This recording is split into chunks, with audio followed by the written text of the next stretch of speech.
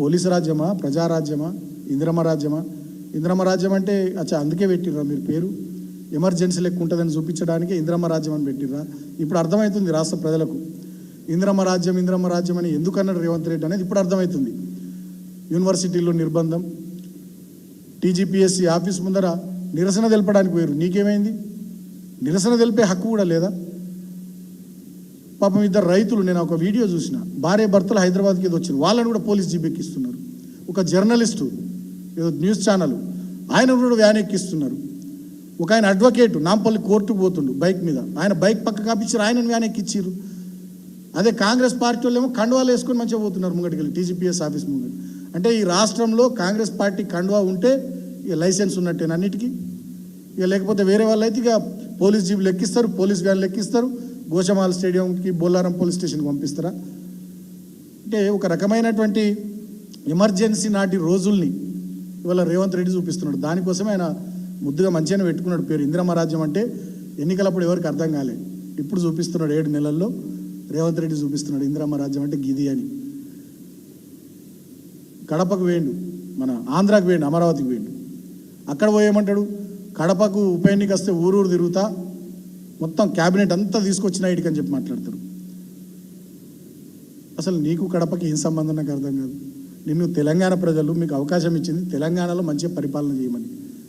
కడపకు పోతా, ఉప ఎన్నిక వస్తే ఊరూరు తిరుగుతా, షర్మిల గారిని గెలిపిస్తాం అంటే సమైక్యవాదులంతా ఒక్కటైనటువంటి తీరు కనబడుతూ ఉంది. షర్మిల గారు ఎన్నడూ కూడా జై తెలంగాణ అనలే, సమైక్యవాది, కరడు గట్టిన సమైక్యవాది. చంద్రబాబు నాయుడు గారు కూడా జై తెలంగాణ అనలే, ఆయన కూడా కరడు గట్టిన సమైక్యవాది. 2 కళ్ళ బాబు, ఆయన పేరే నారా చంద్రబాబు నాయుడు బంద్ చేసి మన వాళ్ళంతా ఉద్యమంలో 2 కళ్ళ బాబు అని పిలిచేది. ఆయన శిష్యుడిగా ఉన్నటువంటి రేవంత్ రెడ్డి ఆయన తెలంగాణ వాళ్ళని తక్కువ కలుస్తున్నాడు, తెలంగాణ గురించి తక్కువ పని చేస్తున్నాడు, ఆంధ్ర నాయకులను ఎక్కువ కలుస్తున్నాడు. అంటే చంద్రబాబు నాయుడుతో మీటింగు, అంటే షర్మిల గారితో మీటింగు, ఎంతసేపటికి ఆంధ్ర ప్రాంత నాయకుల్ని పోవుడు. అంటే ఆయన పాత బుద్ధి ఇంకా ఓనించుకుంటలేడు, సమైక్య రాష్ట్రంలో ఉన్నా అనే ఫీలింగ్లోనే ఇంకా ఉన్నట్టున్నాడు ఆయన. నాకు కూడా అనిపిస్తూ ఉంది యూనివర్సిటీ మీద పోలీసులు ఇంతమంది ఎందుకు వాడు ఇట్లా విచ్చలవిడి చేస్తున్నారంటే, అప్పట్లో యూనివర్సిటీలో మా విద్యార్థులు మేమంతా కూడా జై తెలంగాణ అన్నాం కదా, ఆ కోపం ఈయనకు ఇంకా ఉన్నట్టుంది రేవంత్ రెడ్డికి అనిపిస్తుంది. ఈయన జై తెలంగాణ కేసు కాదు కదా రేవంత్, జై సమైక్యాంధ్ర కేసు. కాబట్టి ఆనాడు యూనివర్సిటీలో మేమంతా ఉద్యమాలు చేసి తెలంగాణ కోసం గట్టిగా పనిచేసినాం కాబట్టి ఆ కోపాన్ని ఇప్పుడు తీసుకుంటుండేమో యూనివర్సిటీ మీదకి పోలీసులను ప్రయోగించి అనిపిస్తుంది. ఎందుకంటే ఈయన కూడా తుపాకీ పట్టుకుని వేయనోడేగా కరీంనగర్కు తెలంగాణ ఉద్యమకారుల మీదకి. కాబట్టి తెలంగాణ ఉద్యమానికి ఏమాత్రం సంబంధం లేని వ్యక్తి రేవంత్ రెడ్డి.